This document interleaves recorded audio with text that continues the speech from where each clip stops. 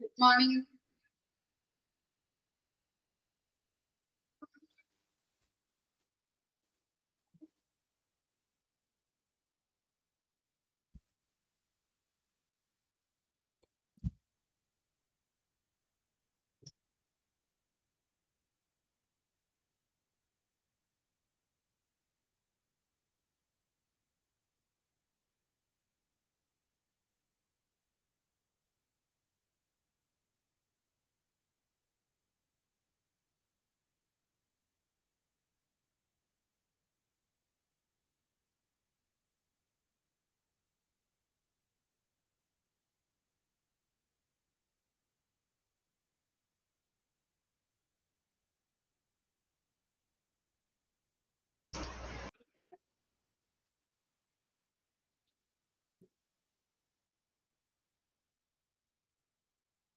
Okay.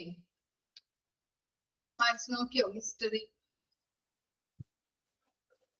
രണ്ട് ദിവസത്തേക്ക് വായിച്ചു വെക്കാം. ഓക്കെ, അർജുനുണ്ടോ?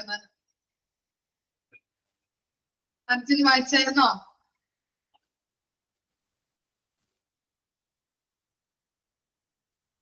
അർജുൻ ഗോപാൽ.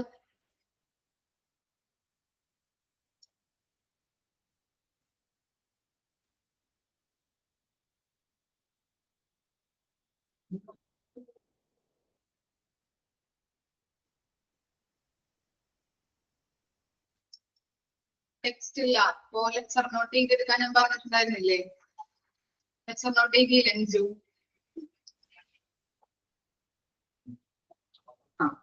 അത് മതി.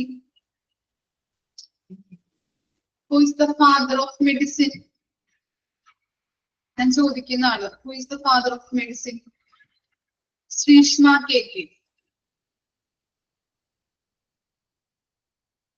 ശ്രീഷ്മ KK.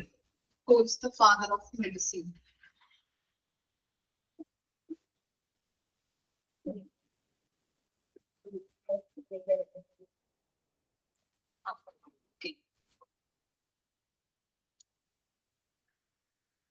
എന്താണ് ഹുംറാബീസ് കോഡ്?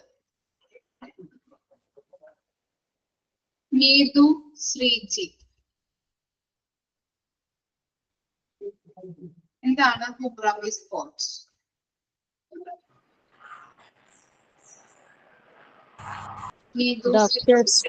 ഡോക്ടേഴ്സിന് വേണ്ടിയിട്ട് ഉണ്ടാക്കിയ റൂൾസ്. ഇതാരുണ്ടാക്കിയ? അനുശ്രീ. ഹുംറാബീസ് കോഡ് ഉണ്ടാക്കിയത് ആരാണ്? അനുശ്രീ. പറഞ്ഞോളൂ അനുശ്രീ.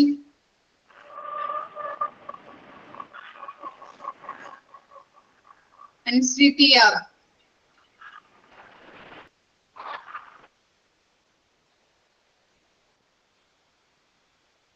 കേട്ടില്ല മിസ്.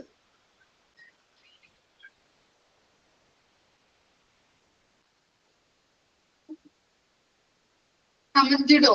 കേൾക്കുന്നില്ല പറയുന്നത്. വേറെ ആർക്ക് പറയാൻ പറ്റും? ഹുംറാബി എന്ന് പറയുന്ന രാജാവ്. ഇത് എവിടുത്തെ രാജാവായിരുന്നു?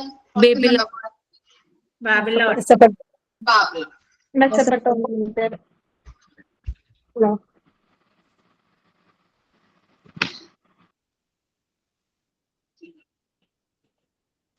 ഓക്കെ, നെക്സ്റ്റ് ക്ലാസ്സിലോട്ട് പോവാം നമുക്ക്.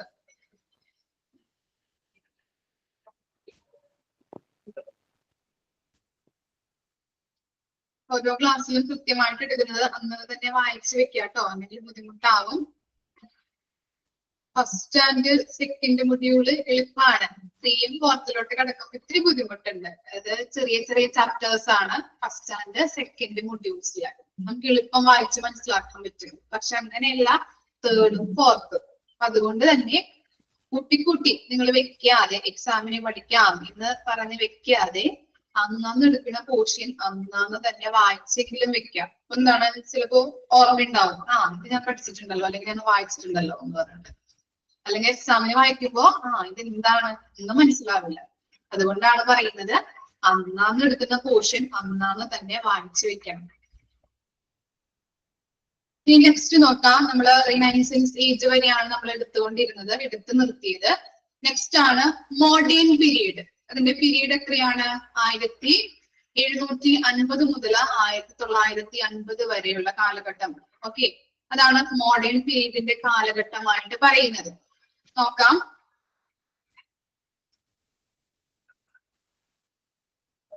അതറിയില്ല കേട്ടോ. അത് നിങ്ങള് സാറിന്റെ ഇൻട്രൊഡക്ഷൻ ക്ലാസ് കണ്ടില്ലേ? മിസ്സിന്റെയും അതിൽ പറഞ്ഞിട്ടുണ്ടാവുമല്ലോ. അല്ലെങ്കിൽ ഓഫീസിൽ നിന്ന് അറിയിക്കും കേട്ടോ. എക്സാമിന്റെ കാര്യങ്ങളൊന്നും ഞങ്ങൾക്ക് അറിയില്ല. ഓക്കെ, PR ചോദിച്ചാലും മതി. PROs അവരോട് ചോദിക്കാം കേട്ടോ, ഡൗട്ട് ഉണ്ടെങ്കിൽ. ഓക്കെ, അപ്പൊ മോഡേൺ പീരീഡ് നമുക്ക് നോക്കാം. എന്താണ്? The first incorporated hospital in America was the Pennsylvania hospital in Philadelphia. അമേരിക്കയിലെ ഫിലാഡൽഫിയയിലെ പെൻസിൽവാനിയ എന്ന ഹോസ്പിറ്റലാണ് ഫസ്റ്റ് ഇൻകോർപ്പറേറ്റഡ് ഹോസ്പിറ്റൽ ആയിട്ട് കണക്കാക്കപ്പെടുന്നത്. അണ്ടർലൈൻ ചെയ്യാം. ഏതാണ് ഫസ്റ്റ് ഇൻകോർപ്പറേറ്റഡ് ഹോസ്പിറ്റൽ എന്ന് ചോദിച്ചു കഴിഞ്ഞാൽ എന്താണ് എഴുതുന്നത്? Pennsylvania hospital. അമേരിക്കയിലെ ഫിലാഡൽഫിയയിലെ പെൻസിൽവാനിയ എന്ന് പറയുന്ന ഹോസ്പിറ്റലാണ് ഫസ്റ്റ് ഇൻകോർപ്പറേറ്റഡ് ഹോസ്പിറ്റൽ എന്ന് പറയുന്നത്. സ്ക്രീനിൽ കാണാൻ പറ്റുന്നുണ്ടോ? നിങ്ങൾക്ക് നോട്ട് ചെയ്തെടുക്കാൻ പറ്റുന്നുണ്ടോ? വലുതാക്കണോ മിസ്?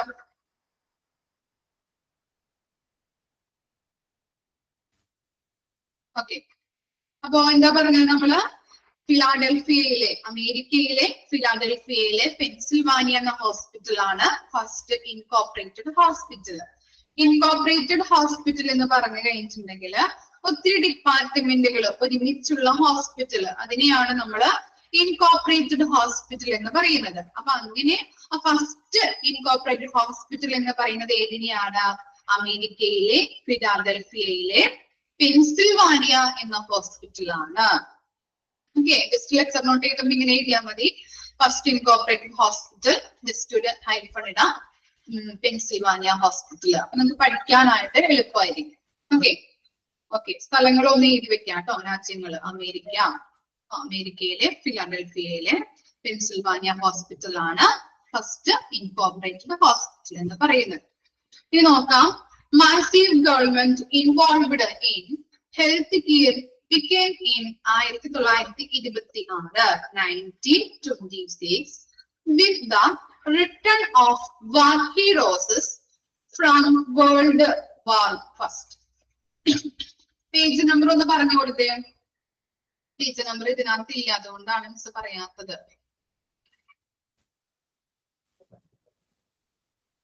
ഓക്കെ, 3. അപ്പോ നെക്സ്റ്റ് സെന്റൻസ് എന്താ പറഞ്ഞത്? Massive government involvement in health care began in 1926 with the return of war heroes from World War First. അപ്പൊ എന്താണ്?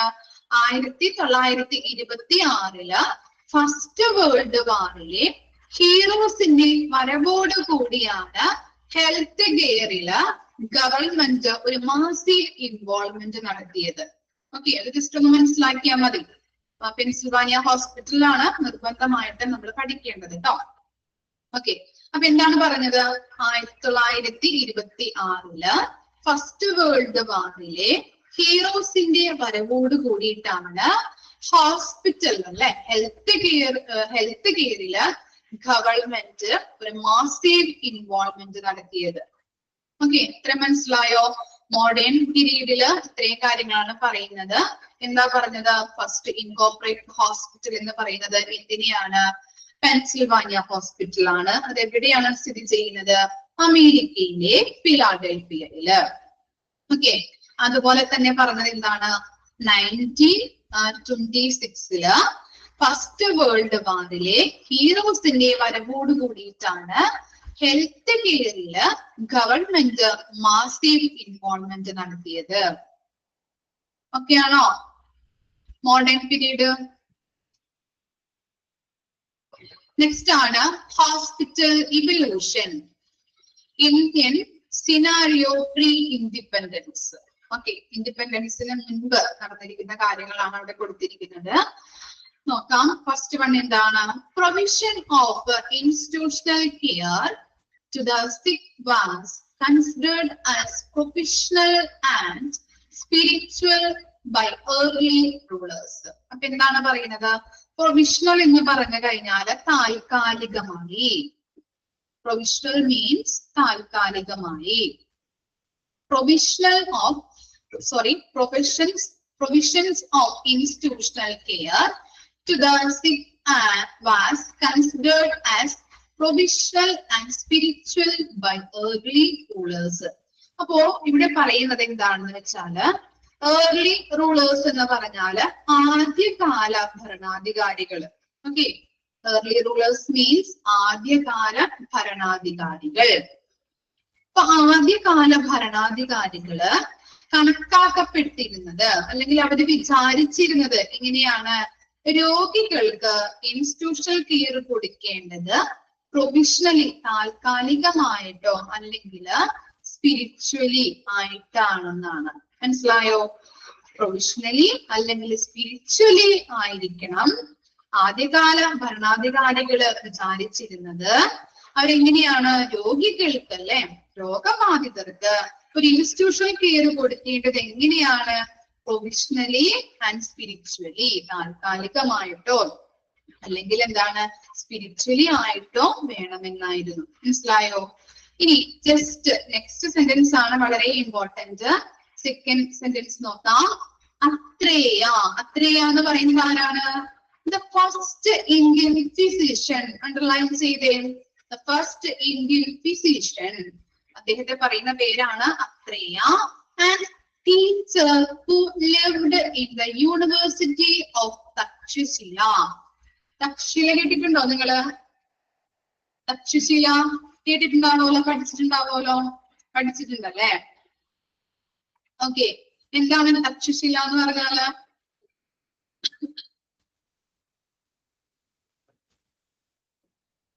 എന്താണ് തക്ഷശില?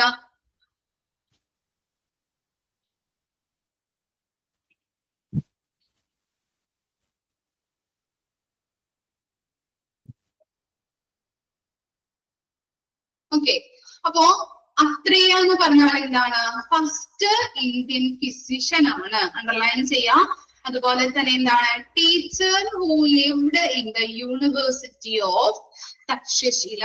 ഗുരുകുല വിദ്യാഭ്യാസം കേട്ടിട്ടുണ്ടോ? ഗുരുകുല വിദ്യാഭ്യാസം പണ്ട് കാലങ്ങളിൽ ഉണ്ടായിരുന്നതാണ് അല്ലെ. അതാണ് തക്ഷശില എന്ന് പറഞ്ഞാൽ കേട്ടോ, ഗുരുകുല വിദ്യാഭ്യാസം. ഓക്കെ, ഫസ്റ്റ് പോയിന്റ് ഒന്നുകൂടിയും പറയാം. ആദ്യകാല ഭരണാധികാരികള് കണക്കാക്കപ്പെട്ടിരുന്നത് അല്ലെങ്കിൽ വിചാരിച്ചിരുന്നത് രോഗികൾക്ക് എങ്ങനെയുള്ള ഇൻസ്റ്റിറ്റ്യൂഷണൽ കെയർ കൊടുക്കണമെന്നാണ്?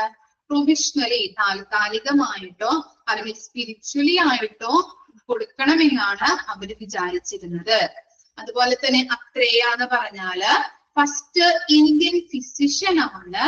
അതുപോലെ തന്നെ ടീച്ചർ അല്ലെ, എങ്ങനെയുള്ള ടീച്ചറാണ്? Who lived in the university of Takshashila.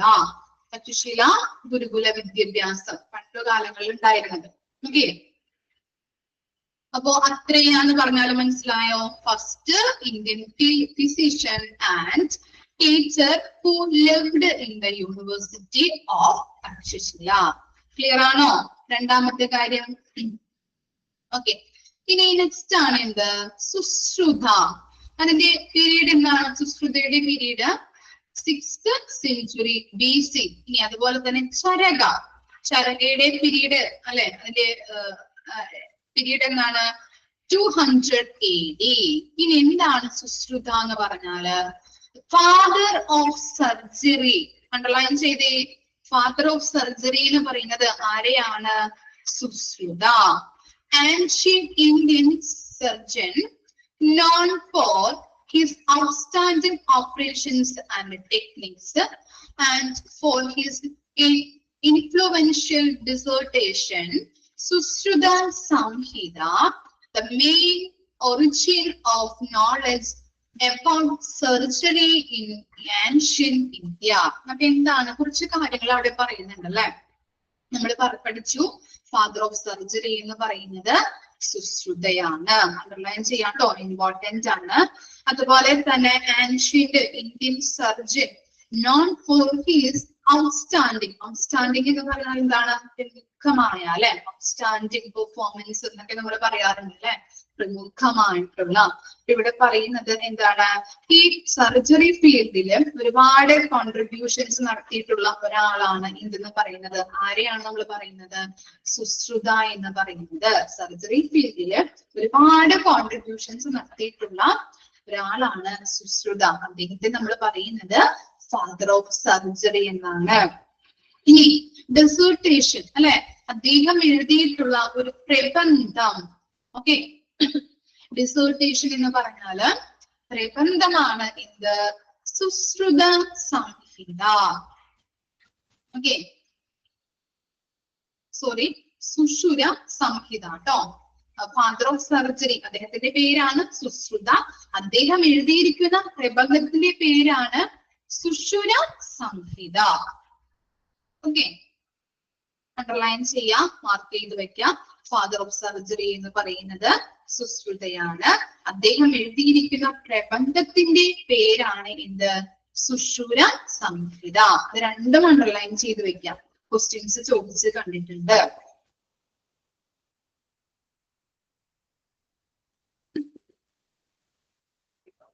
അതുപോലെ തന്നെ ഈ സുശ്രുത സംഹിതയിൽ എന്താണ്? പുരാതന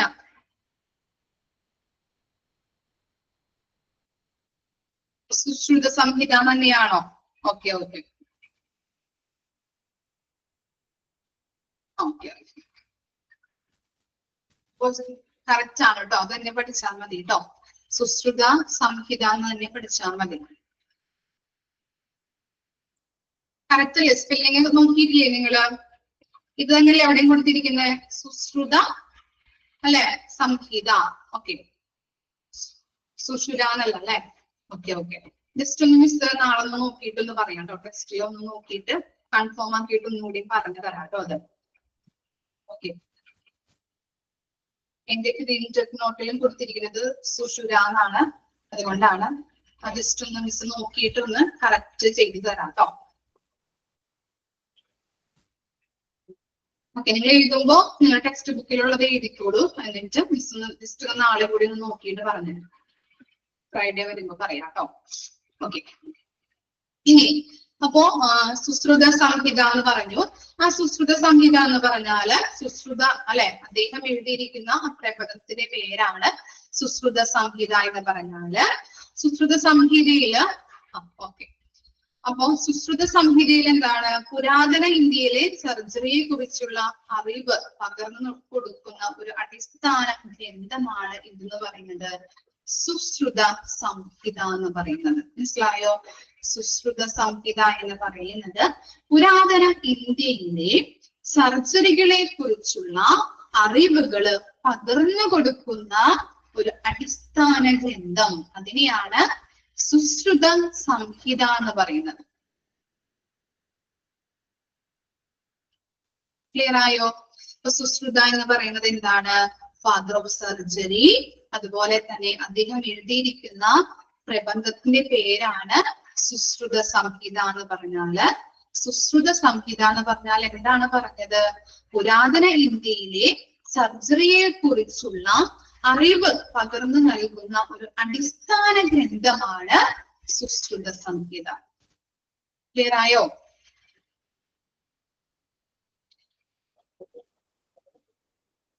നെക്സ്റ്റ് ആണ് നമ്മൾ പറഞ്ഞത്, നേരത്തെ പറഞ്ഞിട്ടുണ്ടായിരുന്നു അല്ലെ, ചരക. അതിന്റെ ഇയർ എന്താണ്? 200 AD ആണ്. ഇനി ചരക ആരാണ് നോക്കിയേ? Charaka was one of the main contributors to Ayurveda. Underline ചെയ്തേ, ആയുർവേദയില് അല്ലെ മെയിൻ ആയിട്ടുള്ള കോൺട്രിബ്യൂഷൻ നടത്തിയിരിക്കുന്ന ആളാണ് ആര്? ഈ കോൺട്രിബ്യൂട്ടർ എന്ന് പറയുന്നത് ആരാണ്? ചരകയാണ്. one of the main contributors to Ayurveda. Underline ചെയ്യാം. അദ്ദേഹത്തെയാണ് നമ്മള് ചരക എന്ന് പറയുന്നത്.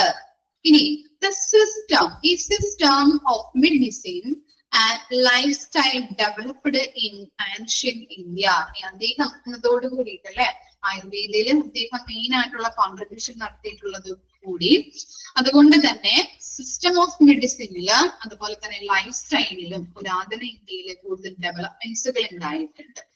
He is known as the editor of medical treatises named Charaka സംഹിത. അപ്പൊ അദ്ദേഹവും എന്ത് എഴുതിയിട്ടുണ്ട്? പ്രബന്ധം എഴുതിയിട്ടുണ്ട് അല്ലെ. അദ്ദേഹത്തിന്റെ പ്രബന്ധത്തിന്റെ പേരാണ് എന്ത്? ചരക സംഹിത. സുശ്രുതയും ചരകയും തമ്മിൽ മാറിപ്പോകരുത് കേട്ടോ.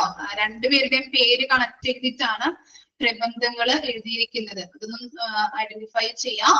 രണ്ടുപേരുടെയും അത് രണ്ടും അങ്ങോട്ടും ഇങ്ങോട്ടും മാറിപ്പോകരുത്.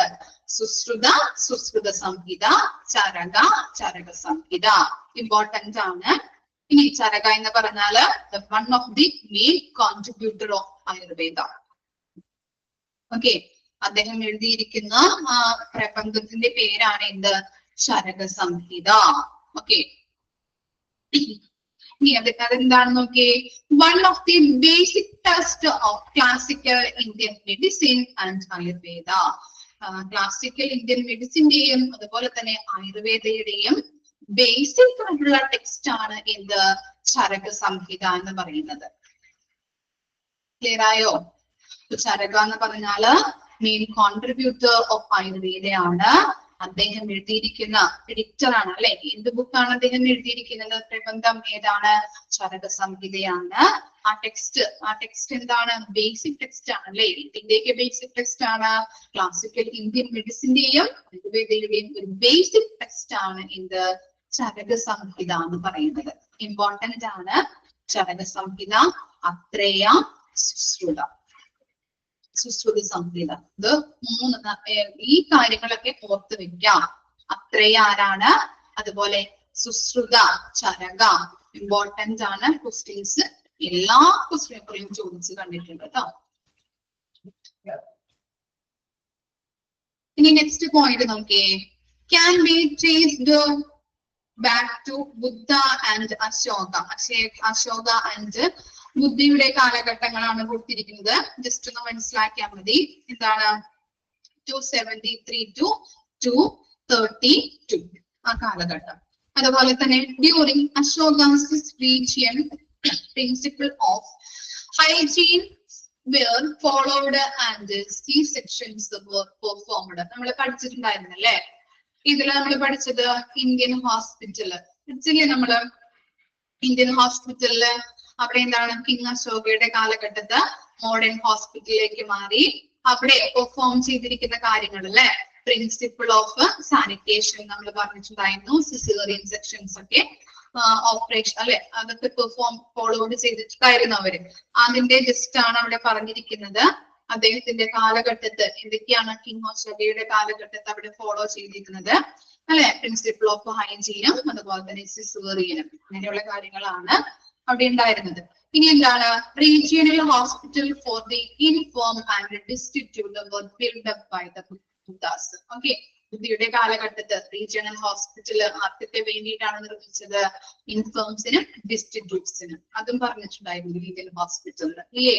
അനാഥർക്ക് വേണ്ടിയിട്ടും രോഗികളായ ഉള്ളവർക്ക് വേണ്ടിയിട്ടും ഒരു പ്രാദേശിക അല്ലെ റീജിയണൽ ഹോസ്പിറ്റല് ബിൽഡപ്പ് ചെയ്തു. ആര്? ബുദ്ധ. ഇനി അക്ബേഴ്സ് പീരീഡ് യുനാനി സിസ്റ്റം ആണ് അക്ബറിന്റെ കാലഘട്ടത്തിൽ വന്നത്. യുനാനി മെഡിസിൻ. യുനാനി എന്ന് പറഞ്ഞാല് ഗ്രീക്കിൽ നിന്ന് വന്നതാണ് കേട്ടോ. യുനാനി മെഡിസിൻ ഗ്രീക്കിൽ നിന്ന് വന്നതാണ്. അതുപോലെ തന്നെ എന്താണ്? കുറെ വർഷങ്ങളായിട്ട് ഇന്ത്യയില് നിലനിന്ന് പോകുന്ന ചികിത്സയാണ് യുനാനി മെഡിസിൻ സിസ്റ്റം എന്ന് പറയുന്നത്. കുറെ നാളുകളായിട്ട് ഇന്ത്യയില് തുടർന്നു പോകുന്ന ഒരു ചികിത്സാ സമ്പ്രദായമാണ്. പ്രകൃതിദത്ത ചികിത്സകളാണ് ഈ യുനാനി മെഡിസിൻ എന്ന് പറയുന്നത് അല്ലെ. പ്രകൃതിയുമായിട്ട് റിലേറ്റ് ചെയ്ത ചികിത്സകളാണ് രോഗികൾക്ക് കൊടുക്കുന്നത്. ഓക്കെ, പഴച്ചാറ്, ഇലച്ചാറ് ഇതൊക്കെയാണ് യുനാനിയുമായിട്ട് ബന്ധപ്പെട്ടത്. നിങ്ങൾക്ക് അറിയാൻ പറ്റും. ഓക്കെ, അപ്പൊ ജസ്റ്റ് ഒന്ന് അതൊക്കെ ഒന്ന് ഓർത്തു വെച്ചാൽ മതി. പ്രധാനമായിട്ടും ശ്രദ്ധിക്കേണ്ടത് ചരക, സുശ്രുത, അത്രേയ. ഓക്കെ, ഇത്രയും കാര്യങ്ങൾ. സുശ്രുത സംഹിത, ചരക സംഹിത, അതൊക്കെയാണ് പ്രധാനമായിട്ടും ഇതിൽ നമ്മൾ നോക്കേണ്ടത്. വായിച്ചു നോക്കി.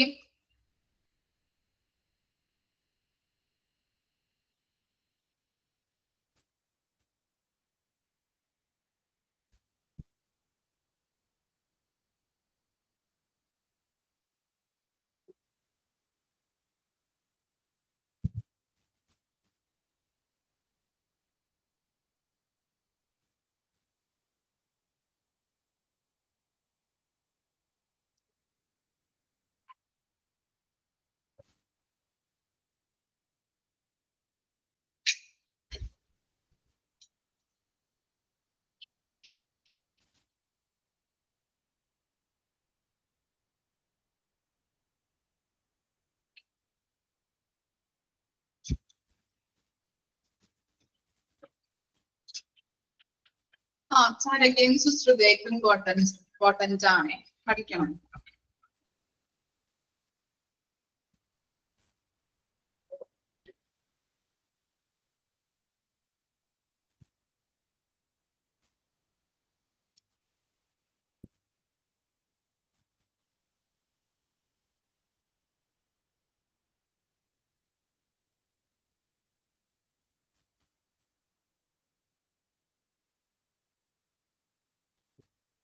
വായിച്ചു നോക്കിയോ? എന്തെങ്കിലും ഡൗട്ട് ഉണ്ടോ?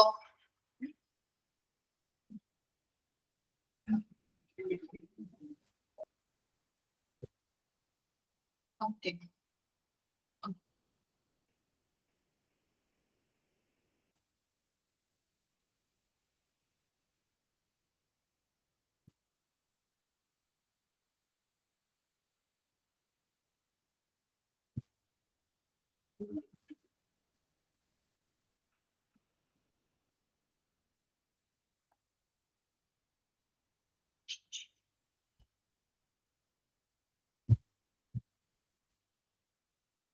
ഓക്കെ, നെക്സ്റ്റ് പറഞ്ഞോട്ടെ മിസ്. ഇനി എഴുതിയെടുക്കാനുണ്ടോ? ക്ലിയർ അല്ലേ? നെക്സ്റ്റ് നോക്കാം. 17th century. ഇനി 17th സെഞ്ചുറിയിലെ എന്തൊക്കെ പ്രത്യേകതകളാണ് ഇൻസ്റ്റിറ്റ്യൂഷണൽ കെയറിൽ ഉണ്ടായത്, ഏതൊക്കെ ഹോസ്പിറ്റലുകളാണ് വന്നത് എന്നാണ് അവിടെ കൊടുത്തിരിക്കുന്നത്. പീരീഡുകളൊക്കെ ഒന്ന് നോട്ട് ചെയ്ത് വെക്കണം കേട്ടോ. ഓക്കെ, നമുക്ക് നോക്കാം. 17th century. Modern system of medicine by arrival Christian missionaries in South Indian. South ഇന്ത്യയില് ഈ ക്രിസ്ത്യൻ മിഷണറീസിന്റെ വരവോട് കൂടിയിട്ടാണ് മോഡേൺ സിസ്റ്റം ഓഫ് മെഡിസിൻ ഉണ്ടായത്. ഓക്കെ, ക്രിസ്ത്യൻ മിഷണറീസ് വന്നു, അവരുടെ വരവോട് കൂടിയിട്ട്, അറൈവൽ എന്ന് പറഞ്ഞാൽ എന്താണ്? വരവോട് കൂടിയിട്ടാണ് ഇങ്ങനെയുള്ള മോഡേൺ സിസ്റ്റം ഓഫ് മെഡിസിൻ ഉണ്ടായത്. ഓക്കെ, ഇതിന് എക്സാമ്പിൾ ആണ് താഴെ കൊടുത്തിരിക്കുന്നത് കേട്ടോ. ഓരോന്ന് നോക്കാം. ഈസ്റ്റ് ഇന്ത്യ കമ്പനി നിർമ്മിച്ചതാണ് എന്ത്? established the first hospital in 1664 in Chennai for its soldiers and in 1668 for civilians. Okay, അപ്പൊ എന്താണ് പറയുന്നത്? ചെന്നൈയില് 1664 ഫസ്റ്റ് ഹോസ്പിറ്റല് ആർക്ക് വേണ്ടി നിർമ്മിച്ചു? സോൾജിയേഴ്സിന് വേണ്ടി നിർമ്മിച്ചു. ഇനി 1668 ആർക്ക് വേണ്ടിയിട്ടാണ് നിർമ്മിച്ചത്? സിവിലിയൻസ്. ആരാണ് സിവിലിയൻസ്? സാധാരണ പൗരന്മാർ കേട്ടോ. സാധാരണ പൗരന്മാർക്ക് വേണ്ടിയിട്ട് 1668 ഹോസ്പിറ്റൽ നിർമ്മിച്ചു. ഇനി ഫസ്റ്റ് ഹോസ്പിറ്റൽ അല്ലെ, east India company first hospital 1664 ചെന്നൈയില് ആർക്ക് വേണ്ടിയിട്ടാണ് നിർമ്മിച്ചത്? സോൾജേഴ്സിന് വേണ്ടിയിട്ട്.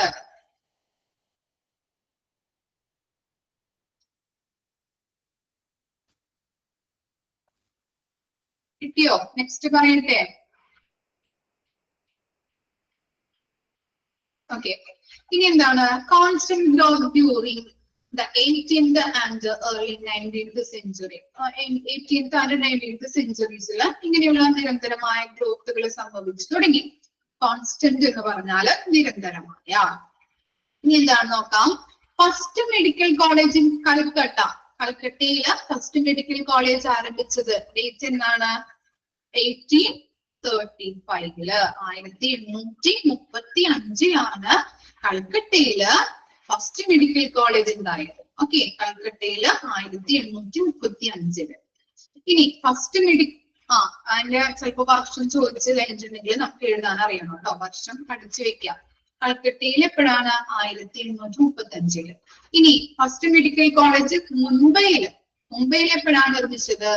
1845. ഫസ്റ്റ് മെഡിക്കൽ കോളേജ് ചെന്നൈയിൽ എപ്പോഴാണ് ഉണ്ടായത്? 1850. കൽക്കട്ടയില് 1835, മുംബൈയില് 1845, ചെന്നൈയില് 1850. വർഷം ഒന്ന് ഓർത്ത് വെക്കാം കേട്ടോ. ചോദിച്ചു കഴിഞ്ഞാല് എങ്ങാനും ചോദിച്ചു കഴിഞ്ഞാല് നമുക്ക് എഴുതണം. ഇമ്പോർട്ടന്റ് എന്ന് പറയാനായിട്ട് ഈ വർഷങ്ങൾ പഠിച്ചു വെക്കാം. Medical college, first medical college കൽക്കട്ടയിൽ എന്നാണ് ഉണ്ടായത്? എന്നാണ് നിർമ്മിച്ചത്? 1835. മുംബൈയിൽ എപ്പോഴാണ് നിർമ്മിച്ചത് ഫസ്റ്റ് മെഡിക്കൽ കോളേജ്? 1845. ചെന്നൈയിൽ എപ്പോഴാണ് നിർമ്മിച്ചത്? 1850. ഇതൊന്ന് ഓർത്ത് വെക്കാം കേട്ടോ.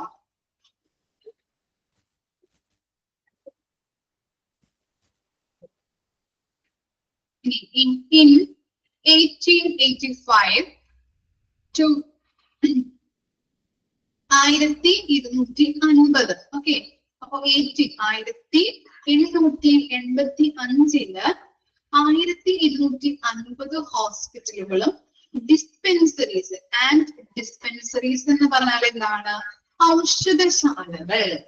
1250 ഹോസ്പിറ്റലും 1250 ഹോസ്പിറ്റലും ഡിസ്പെൻസറീസും എവിടെ വന്നു? 1885 വന്നു. ഇനി അതെന്തിനാണ് നോക്കിയേ? Only reaching 10% of population. 10% population ചികിത്സകള്, പരിചരണം കൊടുക്കാൻ തക്ക വിധത്തിലുള്ളതായിരുന്നു എന്ത്? ഈ 1250 ഹോസ്പിറ്റലും ഡിസ്പെൻസറീസ്. അത്രയും ആളുകൾക്ക് മാത്രമേ കൊടുക്കാനുള്ള സൗകര്യങ്ങൾ ആ ഹോസ്പിറ്റലിലായാലും ഡിസ്പെൻസറീസിലായാലും ഉണ്ടായിരുന്നുള്ളൂ.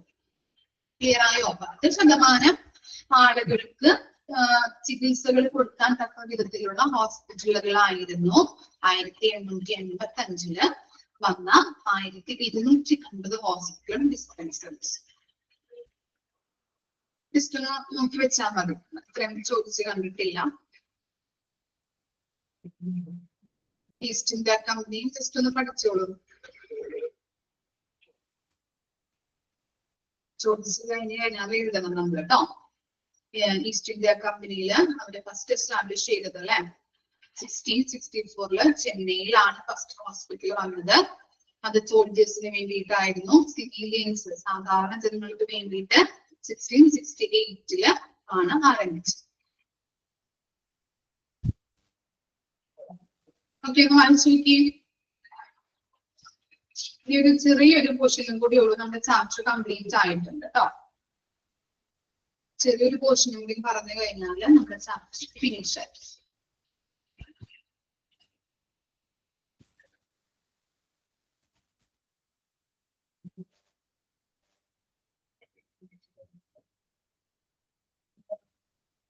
സെവൻറ്റീൻത് സെഞ്ചുറീസ് ഒന്ന് ജസ്റ്റ് ഒന്ന് വായിച്ചു നോക്കാം കേട്ടോ. ടെക്സ്റ്റ് കാരണമാണ്, ജസ്റ്റ് ഒന്ന് എഴുതിയെടുത്ത് നോക്കാം. ഡേറ്റ് ഒക്കെ കറക്റ്റ് ആണോ, ഇയേഴ്സ് ഒക്കെ കറക്റ്റ് ആണോ എന്നുള്ളത് ഒന്ന് എഴുതി എടുത്തേക്കുന്നുണ്ട്. കറക്റ്റ് ആണോ എന്ന് നോക്കാം കേട്ടോ.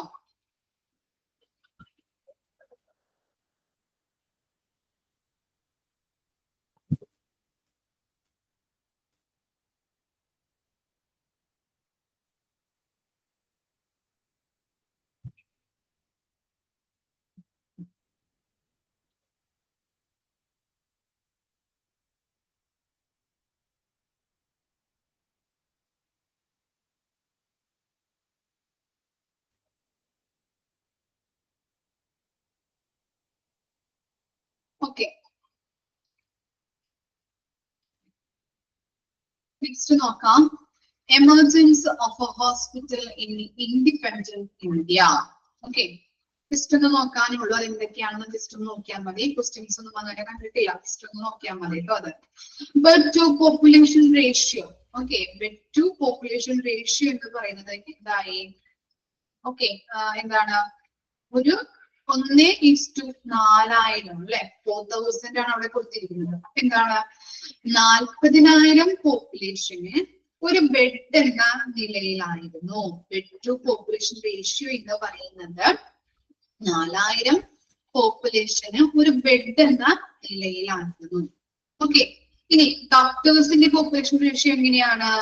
ഡോക്ടേഴ്സ് ടു പോപ്പുലേഷൻ റേഷ്യോ എന്താണ്? 1:63 1:6300 അല്ലെ. 6300 പോപ്പുലേഷന് ഒരു ഡോക്ടർ എന്ന നിലയിലായിരുന്നു അന്ന് ഉണ്ടായിരുന്നത്.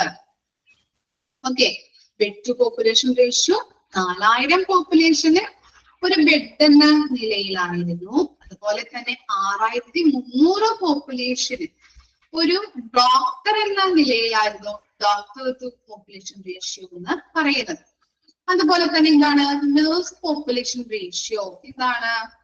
1:40,000. 40,000 പേഷ്യൻസിന് അല്ലെ, 40,000 പോപ്പുലേഷന് ഒരു നേഴ്സ് എന്ന നിലയിലായിരുന്നു. ഓക്കെ, അന്ന് വെച്ച് നോക്കുമ്പോ ഇന്നൊക്കെ എത്രയോ മാറിയിരിക്കുന്നു അല്ലെ. ICUവിന്റെ ഒക്കെ റേഷ്യോ നമ്മൾ പഠിക്കും കേട്ടോ. ICU പഠിക്കും. ഒരു പേഷ്യന്റിന് ഒരു നേഴ്സ് എന്ന നിലയിലാണ് ഇപ്പോ ഉള്ള കാലഘട്ടത്തിൽ. ഓക്കെ, അപ്പോ നേഴ്സ് പോപ്പുലേഷൻ റേഷ്യോ എന്ന് പറയുന്നത് 40,000 പോപ്പുലേഷന് ഒരു നേഴ്സ് എന്ന നിലയിലായിരുന്നു. Disparity in facilities in urban and rural ഏരിയയിലും അതുപോലെ തന്നെ അർബൻ ഏരിയാസിലൊക്കെ, നഗരങ്ങളിലും ഗ്രാമങ്ങളിലും ഒക്കെ എന്താണ് കുറെ വ്യത്യാസങ്ങള് സംഭവിച്ചിട്ടുണ്ട്. അതുപോലെ അറ്റ് ഇൻഡിപെൻഡൻസ് എന്ന് പറഞ്ഞാൽ എന്താണ്?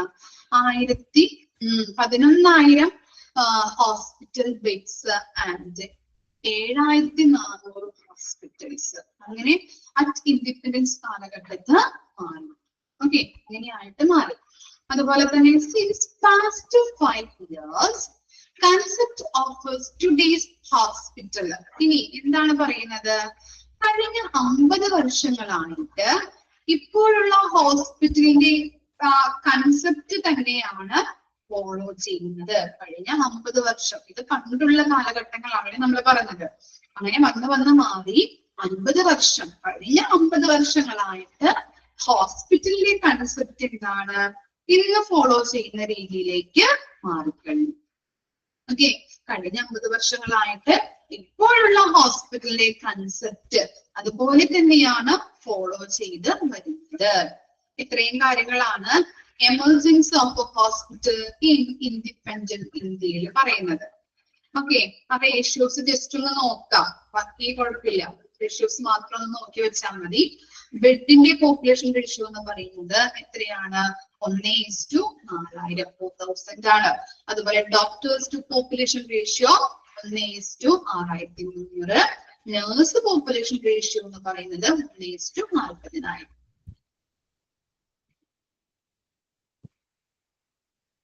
ക്ലിയർ ആയോ?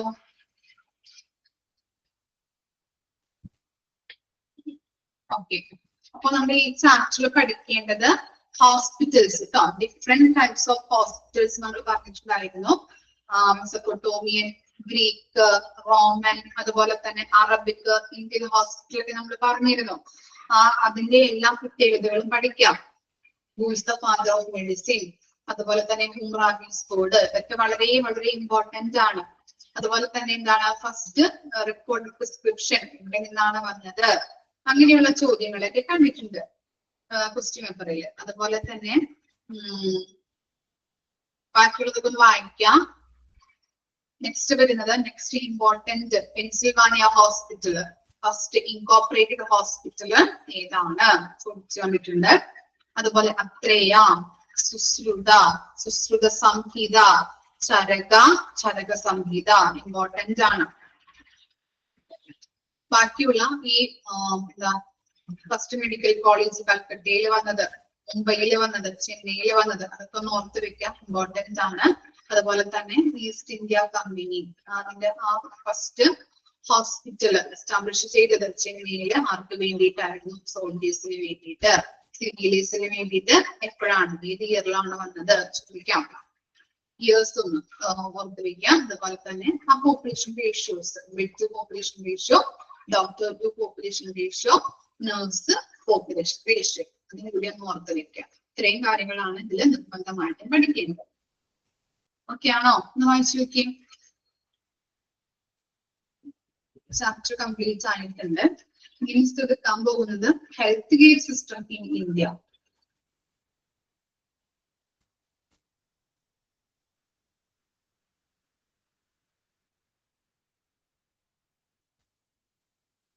ക്ലിയർ ആണോ? ഓക്കെ. എന്തെങ്കിലും ഡൗട്ട് ഉണ്ടോ ഇനി? ഓക്കെ അല്ലേ? Second and one chapter complete ആയിട്ടുണ്ടായിരുന്നു. ഓക്കെ അല്ലേ? 1ഉം 2ഉം ചാപ്റ്റേഴ്സ് ഓക്കെയാണ്.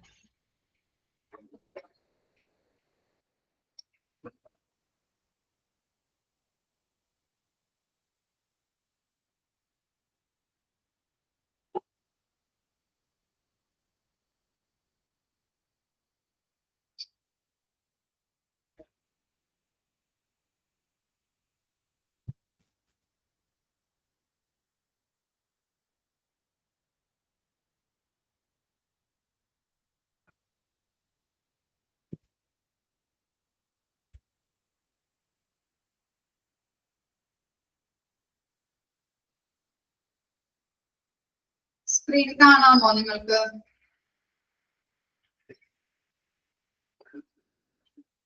ജസ്റ്റ് ഒരു ഇൻട്രൊഡക്ഷൻ പറയാം. ചാപ്റ്റർ എടുക്കുന്നില്ല, മിസ് ജസ്റ്റ് ഒന്ന് അതിന്റെ കൺസെപ്റ്റ് ഒക്കെ ഒന്ന് പറയാം. Okay. Chapter 3 health care system in India. അപ്പോ പണ്ടുള്ള കാലഘട്ടങ്ങളിലൊക്കെ നമ്മൾ ഏതൊക്കെ സിസ്റ്റംസ് ആണ് യൂസ് ചെയ്തിരുന്നത് പറയാൻ പറ്റുമോ? പണ്ട് കാലഘട്ടങ്ങളിൽ സിനിമയിലൊക്കെ നിങ്ങൾ കണ്ടിട്ടുണ്ടാവില്ലേ? ഇപ്പോൾ ഉള്ള മോഡേൺ മെഡിസിൻ സിസ്റ്റം ആണോ യൂസ് ചെയ്തിരുന്നത്? മോഡേൺ മെഡിസിൻ എന്ന് പറഞ്ഞാൽ എന്താണ്? മോഡേൺ മെഡിസിൻ എന്ന് പറഞ്ഞാൽ എന്തായിരിക്കാം? ഐഡന്റിഫൈ ചെയ്യാൻ പറ്റുമോ? അറിയില്ല മോഡേൺ മെഡിസിൻ എന്താണെന്ന്. ആർക്കെങ്കിലും പറയാൻ പറ്റുമോ? ഗസ് ചെയ്യാൻ പറ്റുമോ?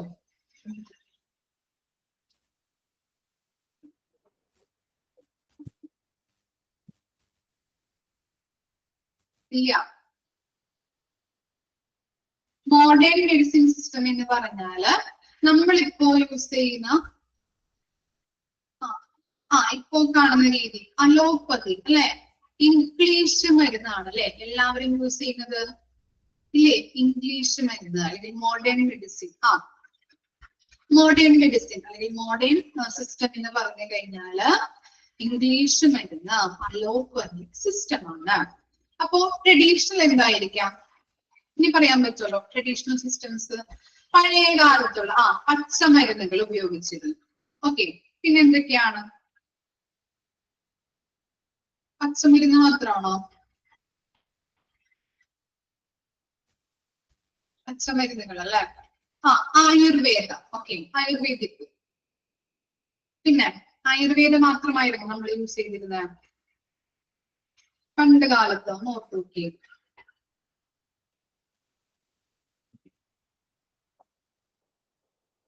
Homeo. Okay, very good. Ayurveda, homeo. പിന്നെ പുളിച്ചില്. ഓക്കെ, അതൊക്കെ നമുക്ക് ഒരു ആയുർവേദത്തിൽ പെടുത്താം അല്ലെ, ആയുർവേദത്തിൽ പെടുത്താം.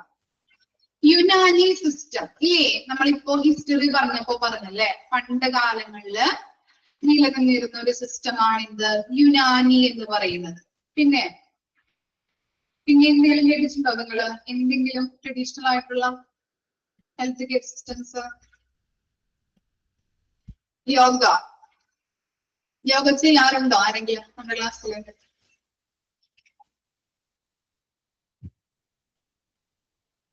യോഗ ചെയ്യുന്നവരുണ്ടോ? ആരും ചെയ്യുന്നില്ല. സ്നേഹ ചെയ്യുന്നുണ്ട്. നിമിഷ ചെയ്യാറുണ്ട്. ഓക്കെ. യോഗയൊക്കെ ചെയ്യുന്നത് നല്ലതാണ് കേട്ടോ, ശരീരത്തിന് നല്ലതാണ് യോഗ ചെയ്യുന്നത്. ഓക്കെ, പിന്നെ എന്തൊക്കെയാണ്? സിദ്ധ സിസ്റ്റം കേട്ടിട്ടുണ്ടോ? സിദ്ധ സിസ്റ്റം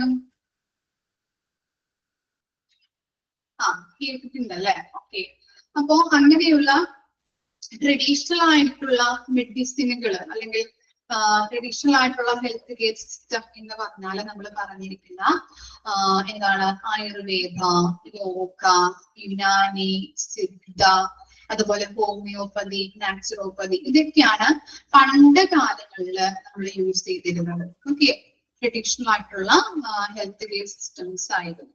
ഇപ്പോ ഇന്നത്തെ കാലത്തും എന്താണ് പണ്ടുള്ള പോലത്തുള്ള ട്രീറ്റ്മെന്റുകൾ ഉണ്ടായിരുന്നു അല്ലെ? സിനിമയിലൊക്കെ നമ്മൾ കാണാറുണ്ട്. എന്താണ് ഇപ്പൊ പാമ്പ് കടി വെച്ചിട്ടുണ്ടെങ്കിൽ അയാളെ എങ്ങനെയാ കൊണ്ടുപോവാ? ചിലപ്പോ കട്ടിലിൽ കിടത്തിയിട്ട്, അല്ലെങ്കിൽ എന്താണ് ആ കാലിലാണെങ്കിൽ കാലൊക്കെ ഒന്ന് കെട്ടിവെച്ച് ചിലപ്പോ കസേരയിൽ ഇരുത്തിയിട്ട് കൊണ്ടുപോകും ഇല്ലേ? സിനിമയിലൊക്കെ നിങ്ങൾ കണ്ടിട്ടില്ലേ? ചിലപ്പോ കിടത്തി കൊണ്ടുപോകും അല്ലെ, കസേരയിൽ വെച്ചിട്ട്. അല്ലെങ്കിൽ നമ്മള് അങ്ങനെ കട്ടിലില് 4 സൈഡും ഓരോ ആൾക്കാർ ഇങ്ങനെ പിടിച്ചിട്ട് അല്ലെ, 4 കാലിലും അങ്ങനെയൊക്കെയാണ് കൊണ്ടുപോകുന്നത് അല്ലെ. അപ്പൊ വൈദ്യന്റെ അടുത്ത് കൊണ്ടുപോയിട്ട് വൈദ്യനോട് പറഞ്ഞ് എന്താണ് ഉള്ളത് പറഞ്ഞ് അത് മരുന്ന് കൊടുത്ത് മാറ്റാറുണ്ട് അല്ലെ. അങ്ങനെയുള്ള കാര്യങ്ങളാണ് ചെയ്യാറ്. ഓക്കെ, അപ്പോ എന്താണ് ഇന്ത്യയില് മോഡേൺ മെഡിസിൻ നിലനിൽക്കുമ്പോൾ തന്നെ ഇന്ത്യയില് ഈ ഇംഗ്ലീഷ് മരുന്നുകളുടെ കാലഘട്ടം അല്ലെങ്കിൽ ആ മോഡേൺ മെഡിസിൻ നിലനിൽക്കുമ്പോൾ തന്നെ എന്തുണ്ടായിരുന്നു? ട്രഡീഷണൽ ആയിട്ടുള്ള മെഡിസിനുകളും അല്ലെങ്കിൽ ട്രഡീഷണൽ ആയിട്ടുള്ള ട്രീറ്റ്മെന്റുകളും നിലനിന്നിരുന്നു. ഓക്കെ, ഇന്ത്യയിൽ അലോപ്പതിക് മെഡിസിൻ നിലനിൽക്കുമ്പോഴും പരമ്പരാഗതമായിട്ടുള്ള ട്രഡീഷണൽ ആയിട്ടുള്ള ട്രീറ്റ്മെന്റുകൾ ഉണ്ടായിരുന്നു എന്നാണ് പറയുന്നത്. ഓക്കെ, അപ്പോ ഇവിടെ ചില പോപ്പുലർ ആയിട്ടുള്ള കാര്യങ്ങൾ ഇവിടെ കൊടുത്തിട്ടുണ്ട്. ഏതൊക്കെയാണ് പോപ്പുലർ ആയിട്ടുള്ള ട്രഡീഷണൽ ട്രീറ്റ്മെന്റുകൾ എന്ന് പറയുന്നത്? ആയുർവേദ ഉണ്ട്, നമ്മൾ പറഞ്ഞ ആയുർവേദ, യോഗ, യുനാനി, സിദ്ധ, ഹോമിയോപ്പതി, നാച്ചുറോപ്പതി. അപ്പൊ അതിനെ കുറിച്ചുള്ള ഇനി അങ്ങനെയുള്ള കാര്യങ്ങളാണ് ട്രഡീഷണൽ ആയിട്ടുള്ള സിസ്റ്റംസിൽ വരുന്നത്. ക്ലിയർ ആകുന്നുണ്ടോ പറയുന്നത്? ഓക്കെ, ഇനി ഓരോന്നിനെയും കുറിച്ചിട്ടാണ് നമ്മൾ പഠിക്കാൻ പോകുന്നത്. ഓക്കെ ആണോ? ഓക്കെ, ജസ്റ്റ് ഒരു ഇൻട്രഡക്ഷൻ മാത്രമാണ് മിസ് പറയുന്നത് കേട്ടോ. നെക്സ്റ്റ് ക്ലാസ്സിൽ എടുക്കാം. ജസ്റ്റ് ഒന്ന് നോക്കാം introduction. Traditional health care system in India. In India, besides the existence of modern medicine, traditional medical practitioners continue to practice throughout the country. Popular native healthcare tradition consists of Ayurveda, ഒരു കോമിറ്റ് കൊടുക്കാം കേട്ടോ text ഉള്ളവർ. Ayurveda, yoga, Unani, Siddha, homeopathy and naturopathy. കണ്ടില്ലേ? അപ്പൊ എന്താണ് നമ്മൾ പറഞ്ഞത്? ഇന്ത്യയില് അലോപ്പതിക് സിസ്റ്റങ്ങൾ ഉണ്ടായിരുന്ന അലോപ്പതിക് മെഡിസിൻ നിലനിൽക്കുമ്പോഴും എന്തുണ്ട്? പരമ്പരാഗതമായിട്ടുള്ള ട്രീറ്റ്മെന്റുകൾ ഉണ്ടായിരുന്നു. അവിടെ കൊടുത്തിരിക്കുന്ന ചില പോപ്പുലർ ആയിട്ടുള്ള ഹെൽത്ത് കെയർ ട്രീറ്റ്മെന്റുകളാണ് അല്ലെ. ഏതൊക്കെയാണ്? ആയുർവേദയുണ്ട്, യോഗയുണ്ട്, യുനാനി ഉണ്ട്, സിദ്ധയുണ്ട്, ഹോമിയോപ്പതി ആൻഡ് നാച്ചുറോപ്പതി. ഇത് നിങ്ങൾ ശ്രദ്ധിച്ചു? ആ ബ്രാക്കറ്റിൽ എന്താ കൊടുത്തിരിക്കുന്നത്? ഐഡന്റിഫൈ ചെയ്യാൻ പറ്റുന്നുണ്ടോ? ആ ബ്രാക്കറ്റിൽ ഒരു പേര് കൊടുത്തിട്ടുണ്ട് അല്ലെ. എന്താണത്? ആയുഷ്. ഇനി ആയുഷ് എങ്ങനെയാ വന്നിരിക്കുന്നതെന്ന് ഐഡന്റിഫൈ ചെയ്യാൻ പറ്റുന്നുണ്ടോ?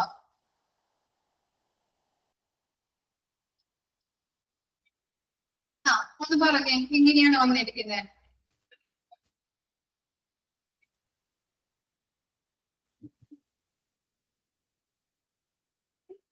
ഷോർട്ട് ഫോം ആണല്ലേ. Very good. ഓക്കെ, കണക്ട് ചെയ്യാൻ പറ്റുന്നുണ്ട് അല്ലെ. അപ്പൊ എന്താണ്? ട്രഡീഷണൽ ആയിട്ടുള്ള ഹെൽത്ത് കെയർ സിസ്റ്റംസ് ആണ് Ayurveda, yoga, Unani, Siddha, homeopathy and naturopathy എന്ന് പറയുന്നത്. ഇനി നിങ്ങളൊന്ന് ശ്രദ്ധിച്ചേ, ഈ ആയുർവേദയുടെ എ അല്ലെ, ആയുഷിന്റെ ഫസ്റ്റ് എ എന്ന് പറയുന്നത് ആയുർവേദയുടെ എ ആണ്. അതുപോലെ യോഗയുടെ വൈ, അതാണ് എ വൈ എന്ന് പറയുന്നത്. ഇനി യു എന്തായിരിക്കും? യുനാനിയുടെ യു. സിദ്ധയുടെ എസ് ആണ് നെക്സ്റ്റ് വന്നിരിക്കുന്നത്. ഇനി ഹോമിയോപ്പതി ആൻഡ് നാച്ചുറോപ്പതി, അതിന്റെ എച്ച് ആണ് അവിടെ കൊടുത്തിരിക്കുന്നത്. ആയുഷ് അല്ലെ. അങ്ങനെയുള്ള പോപ്പുലർ ആയിട്ടുള്ള ട്രഡീഷണൽ ട്രീറ്റ്മെന്റുകളുടെ ആ ട്രീറ്റ്മെന്റിന്റെ ഫസ്റ്റ് ലെറ്റേഴ്സ് കൂടി ചേർന്നാലാണ് എന്ത്?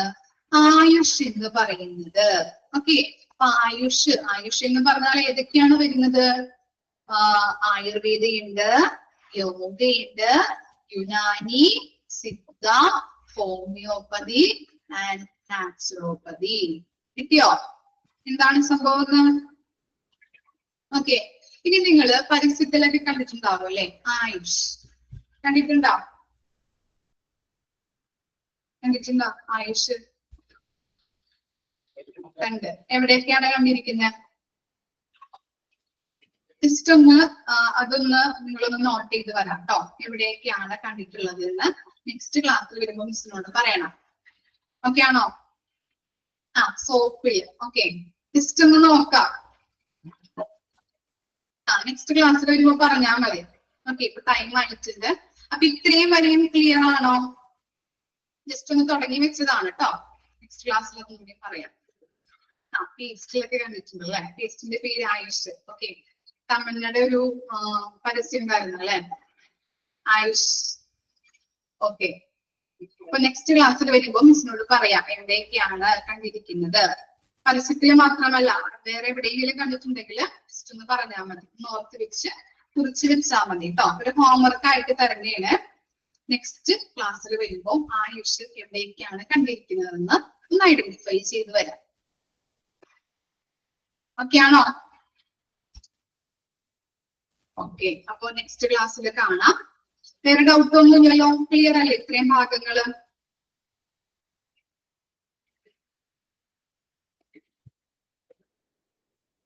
ഓക്കെ, ഇപ്പൊ നെക്സ്റ്റ് ക്ലാസ്സിൽ കാണാം കേട്ടോ. Okay, thank you.